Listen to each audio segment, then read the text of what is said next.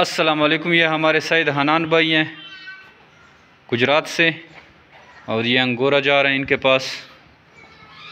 ये active and healthy हैं और ये क्वालिटी आप देख सकते हैं, ज़बरदस्त क्वालिटी की हैं। और ये गुजरात हम रवाना कर रहे हैं।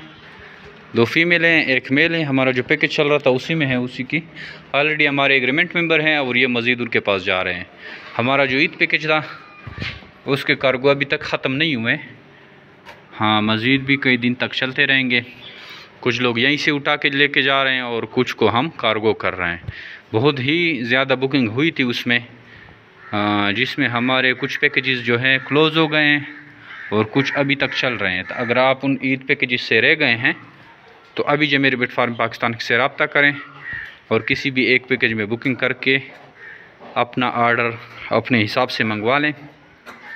जमेर बिट फार्म पाकिस्तान और एशिया की सबसे बड़ी कंपनी है जो आपको खरगोश देकर 25 साल तक इनके बच्चे वापस ख़रीदने का एग्रीमेंट करती है। वे पाकिस्तान की वो वाहिद कंपनी है जो कि इस तरह के एग्रीमेंट पे काम करती है। घर बैठे आपको एक इन्वेस्टमेंट अपॉर्चुनिटी प्रोवाइड करती है और बैठी बिठाए आप अपने बच्चों या लेडीज़ के लिए बिज़नेस शुरू कर सकते हैं।